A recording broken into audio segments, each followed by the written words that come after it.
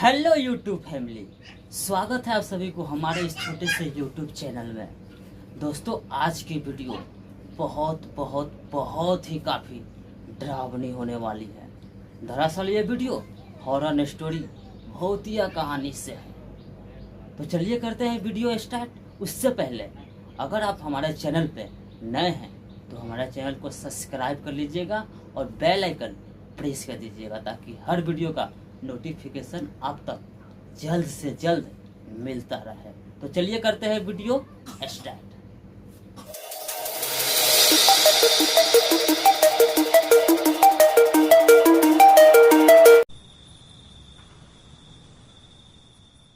Fear files नाम के serial के सेट में घट गई एक ऐसी खौफनाक घटना कि सुनकर आपके दिमाग के परखच्चे उड़ जाएंगे।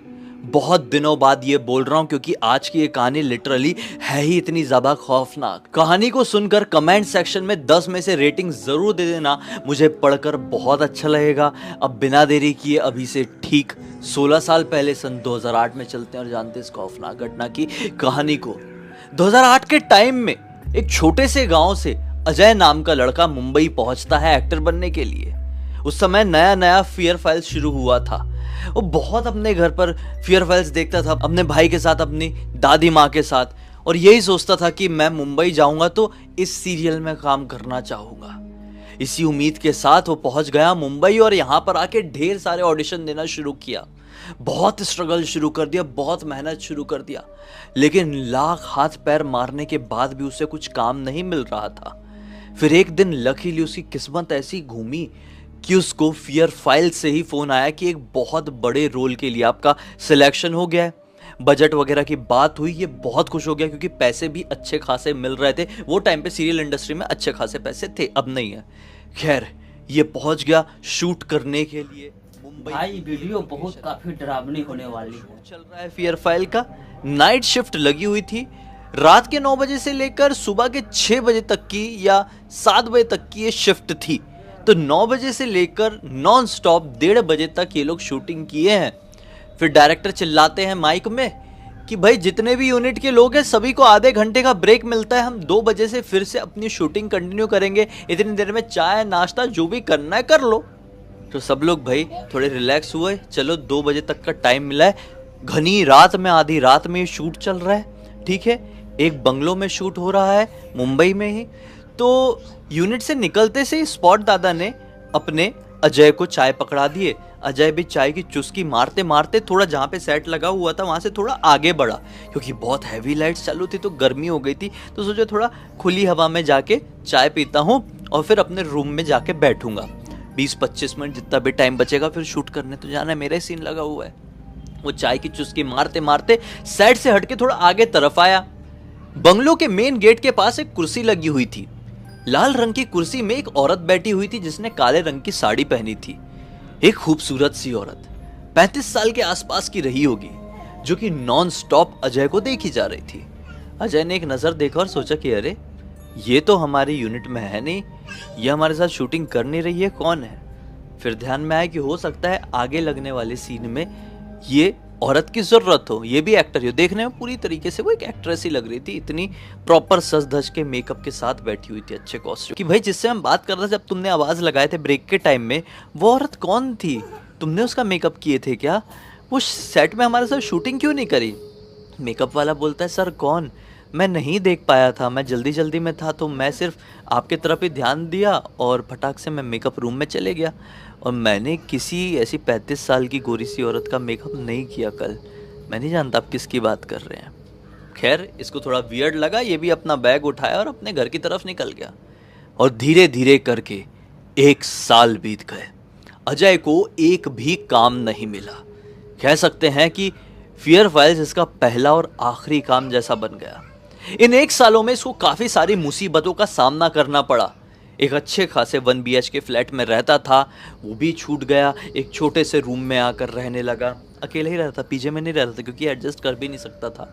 बहुत सारी चीज़ें यार, बहुत गरीबी जैसी आ गई, तंगी छाने लगी, घर वालों की तरफ से प्रेशर आ गया, काम नहीं मिल रहा है तो लौट कर आजा, यहाँ पर जॉब करना, दुनिया भर की चीज़ें। इसी दौरान उसकी बाजू में एक लड़की रहती थी, वो भी एक स्ट्रगलिंग एक्ट्रेस थी, उससे उसकी दोस्ती हो गई और ऐसी बातचीत चलती रहती थी। एक दिन उस लड़की को एक अच्छा प्रोजेक्ट मिला, वो शूटिंग करने के लिए चली गई। ये देखता कि यार वो लड़की कितनी खुश है, मेरे साथ साथ की आई हुई है मुंबई में और इतना काम कर रही है, मुझे कुछ क्यों नहीं मिल पा रहा है। रात के समय 12 बजे के आसपास अपने कमरे में बैठ के बहुत रो रहा था, अपनी किस्मत को कोस रहा था और खुद को ये बोल दिया था कि अब मैं अपने आप को सिर्फ 1 हफ्ते का समय देता हूँ, जितनी मीटिंग्स जितने ऑडिशन होंगे 1 हफ्ते में कंप्लीट कर दूंगा, रिस्पॉन्स नहीं आया तो घर चले जाऊंगा। रोते रोते ऐसा सोच रहा था कि मोबाइल में किसी डायरेक्टर प्रोड्यूसर का नंबर निकालूं, फ़ोन करूं, जाऊं, यार मुझे मीटिंग के लिए बुलाओ, मेरे अंदर टैलेंट है, मैं अच्छा दिखता हूं। ऐसी सर्च करते करते रोते रोते सर्च कर रहा था, माया का नाम आया। माया कौन?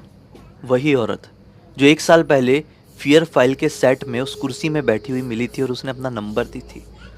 इसको सब याद आया कि माया ने बोली थी, जब कभी भी किसी भी मुसीबत में फंस जाओ, भीड़ में कहीं खो से जाओ, किसी भी चीज़ की ज़रूरत पड़े तो मुझे फ़ोन कर देना, मैं तुरंत तुम्हारे पास आ जाऊंगी। इसने सोचा करके देखूं क्या। ऐसा करने के लिए दबा ही रहा था कि ट्रिंग ट्रिंग ट्रिंग ट्रिंग ट्रिंग ट्रिंग करके फ़ोन बज गया। ये फ़ोन माया का ही था। इसका दिमाग खराब हो गया देख के कि यार मैं माया को फ़ोन लगाने ही वाला था, उसका फ़ोन आ गया, कितना बड़ा कोइंसिडेंस है। फ़ोन उठा के भी बोलता है कि मैं कितना बड़ा कोइंसिडेंस हो गया, आपको फ़ोन लगाने ही वाला था, आपका फ़ोन आ गया। बोलती है कि जानती हूँ, इसलिए तो मैंने तुमको फ़ोन लगाई हूँ, तुम बहुत परेशान से लग रहे हो, तुम्हें किसी चीज़ की ज़रूरत है ना। ये बोलता है हाँ काम की बहुत ज़रूरत है, क्या आप किसी डायरेक्टर प्रोड्यूसर को जानती है, आप उस दिन यूनिट में थी तो मतलब आप भी इंडस्ट्री से जुड़ी हुई हैं।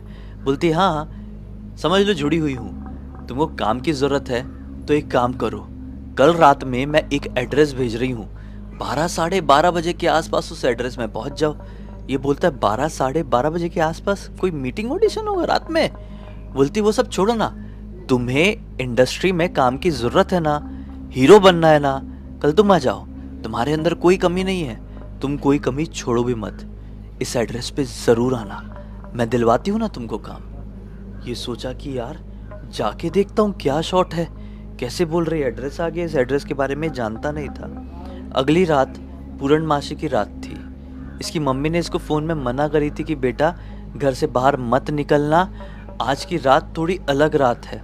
अब रही होगी, देखो हमको तो नहीं मालूम है इतना पूर्णमासी के बारे में, अमावस के बारे में मालूम है, मम्मी ने किसी भी रीज़न से मना करी होगी इसके, लेकिन फिर भी इस औरत ने उसको बुलाई थी तो जाना तो बनता था क्योंकि उसने काम को लेकर उसको बुलाई थी। ये उस एड्रेस में पहुंच जाता है 12:30 बजे के आसपास। पहुंचता है तो सामने एक दुकान है छोटी सी, वो भी बंद है, आसपास कुछ भी दिखाई नहीं दे रहा है, पूरा सुनसान वीरान। औरत को फ़ोन लगाता है, कहता है कि आपने जो एड्रेस भेजे थे मैं वहाँ पर पहुँच गया हूँ, लेकिन यहाँ पे एक छोटी सी दुकान। भैया वीडियो बहुत ही काफी कमाल की है यार, तो मुझे बोलती है कि दुकान के सामने क्या दिखाई दे रहा है। वो घूमा, दुकान के सामने गेट है। बोलता है, बोलती है किसका गेट है ये, पढ़ो ना ऊपर। बोलता है हाँ शमशान घाट। बोलती है हाँ सही जगह खड़े हो, आ जाओ गेट के अंदर। ये बोलता है कि माया आप मजाक मत करो, आप शमशान घाट में मुझे क्यों बुला रही हो, आप वहाँ पर नहीं हो ना। माया बोलती यहीं पर हूँ, थोड़ा 10 कदम चल के अंदर आओ तो सही, तुमको दिख जाऊंगी अलग ही। ये बोलता है ठीक है मैं आता हूँ। इसने फ़ोन काटा और अंदर की तरफ बढ़ गया। अंदर एक चिता जल रही थी, उस चिता के पास माया बैठी हुई थी और ऐसे चिता को घूर घूर कर देख रही थी। ये उसके पास पहुंचा, पास पहुंचते पहुंचते ये समझ गया था कि माया कुछ भाई आपको भी डर लग रहा है। ये समझ गया था माया ब्लैक मैजिक जैसी चीज़ों में इन्वॉल्व है जो कि इसके काम आ सकता है। ये अपने माइंड को ऐसा मेकअप कर लिया था कि काम चाहिए, अभी कैसे भी मिले बस चाहिए। उसके पास गया, माया कहती है कि भगवान के ऊपर विश्वास करते हो, पहले ये वर्ड बोलती है। ये कहता है हाँ बहुत ज़्यादा विश्वास करता हूँ। बोलती है छोड़ दो, शैतान के ऊपर विश्वास करो, फिर जो मांगोगे वो मिलेगा। ये बोलता है कि माया आप कैसी बात कर रहे हो, ये पॉसिबल थोड़ी है, शैतान वगैरह ये सब झूठ होता है। झूठ नहीं होता है, वही शैतान इस जलती हुई चिता में मुझे तुम्हारा भविष्य दिखा रहा है। तुम्हारे भविष्य में बहुत कुछ है और वो बहुत कुछ तुम्हें शैतान की वजह से ही मिलेगा। बताओ क्या सौंप सकते हो खुद को शैतान के पास। ये बोलता है कि अगर काम मिलेगा तो हाँ, क्या करना होगा मुझे। बोलती है कुछ बड़ा काम नहीं करना है, ये लो। एक काली पोटली देती है, बोलती है कि इसमें सरसों के दाने हैं, राई, सरसों। उसको ना किसी भी डायरेक्टर या प्रोड्यूसर या फिर जिससे भी तुमको काम चाहिए होगा, उसे घर पे जाकर कोई ऐसी छुपी हुई जगह में बिखेर देना। बस फिर क्या है, तुमको वो आदमी काम देने के लिए तड़पने लगेगा। इससे ना तुम्हारा नुकसान है ना उसका। उसको भी किसी एक्टर की जरूरत होगी, तुमको भी काम की जरूरत है। तुम दोनों का काम कंप्लीट होता हुआ मिल जाएगा। ये खाली सरसों से घर पे छिड़क देना। इसने सोचा इतना इजी, मैं तो सोचा था क्या क्या करना पड़ जाएगा। ठीक है, थैंक यू माया, कुछ पैसे आप लोगी? माया बोलती मैं ये सब कुछ पैसे के लिए नहीं करती और मैं पैसों का करूंगी क्या। तुम एक काम करो, अपना हाथ आगे बढ़ो। वो कांपता हुआ अपना हाथ आगे बढ़ाता है। माया एक खंजर लेती है और खच्चे से उसकी हथेली में काट देती है। खून टपकने लगता है। वो समझ नहीं पाता है कि क्या है।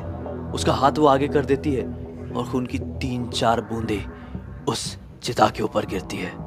माया कहती है कि घर जाते जाते पट्टी कर लेना और ध्यान रखना, इन सरसों के दानों को किसी डायरेक्टर या प्रोड्यूसर के घर पे छिड़क देना, तुम्हें काम मिल जाएगा।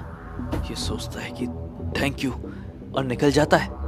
फिर क्या था, अगला ही दिन आता है। पूरी रात ये सोच सोच के काट दिया कि माया ने की क्या, ये क्या की मेरे साथ, मुझे क्या दिए पोटली में। मुझे फटफट किसी के घर जाना हो, किसी के ऑफिस जाना होगा।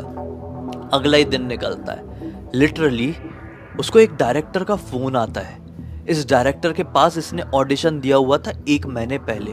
उसका दिमाग चकरा जाता है। अरे बाप रे, माया ने पिछली रात कुछ करी और मुझे रिस्पॉन्स के लिए फोन आया। कांपते हुए हाथों से फोन उठाया। हाँ सर बोलिए, मैं ही बात कर रहा हूँ अजय। सर बोलते हैं कि हमें तुम्हारा ऑडिशन अच्छा लगा है, तुम घर पर आकर मिलना, भला रात के 9 साढ़े 9 बजे के आसपास आओ, मिलो। एड्रेस मैं तुमको भिजवा दे रहा हूँ तुम्हारे इसी नंबर पे, तुमसे आगे की बात करना है। ये बहुत खुश हो गया। सर मैं पक्का आता हूँ, पक्का आपके घर पहुँच जाऊँगा 9 साढ़े 9 बजे। सर फ़ोन काट देते हैं और ये बहुत खुश। रात का वक्त आता है। ये वो पोटली उठाता है, अपने जेब में डालता है, क्योंकि काम तो इसको मिलने वाला था, लेकिन इसको रिस्क नहीं चाहिए थी। माया ने बोली थी कि सरसों घर पे छिड़क देना किसी के, ये छिड़क नहीं चाह रहा था। ये उस डायरेक्टर के घर पर पहुंच गया। डायरेक्टर के घर पे बीवी थी उसकी, उसका एक छोटा सा बच्चा था। डायरेक्टर खुद था। डायरेक्टर अपनी बीवी को इंट्रोड्यूस कराता है कि ये प्रोड्यूसर है मेरे प्रोजेक्ट की, मैं डायरेक्ट करूँगा, ऐसा ऐसा प्रोजेक्ट है, तुमको हीरो के दोस्त का रोल मिलेगा, ऐसा ऐसा करके सारी बातें हुई है। और बोला कि ठीक है, हमें थोड़ा सा समय दो, मैं अपनी वाइफ से तुमको मिलवाना चाहता हूँ, वो प्रोड्यूस कर रही है इसलिए तुम अभी घर जाओ, 1-2 दिन में हम तुम्हें फाइनलाइज करके फ़ोन करते हैं। तुम अभी शॉर्ट लिस्ट हो, ये समझ के चलो, सिलेक्ट नहीं हुए हो। जैसे डायरेक्टर ने बोला सिलेक्ट नहीं हुए हो, इसने ठान लिया कि अब तो पोटली से सरसों गिराना ही पड़ेगा। डायरेक्टर की नज़र इधर हुई है, इसने ऐसा हाथ सोफे के नीचे डाला और पूरी सरसों तर करके सोफे के पीछे की तरफ गिरा दिया। सरसों दिखाई भी नहीं दी। अब बोला कि सर ठीक है, मैं चलता हूँ। मन में सोचा कि मेरा काम तो हो गया, शॉर्टलिस्ट क्या, मैं ही सिलेक्टेड हूँ। इनफैक्ट हीरो का दोस्त क्या, अब तो मैं ही हीरो बनूंगा। खुश होके डायरेक्टर के घर से उठा है और बाहर निकला ही है, दरवाजा बंद हुआ ही है कि इसको आगे की तरफ से कोई चलता हुआ आता हुआ दिखाई दिया। ये दिखने में बड़ा अजीबोगरीब था।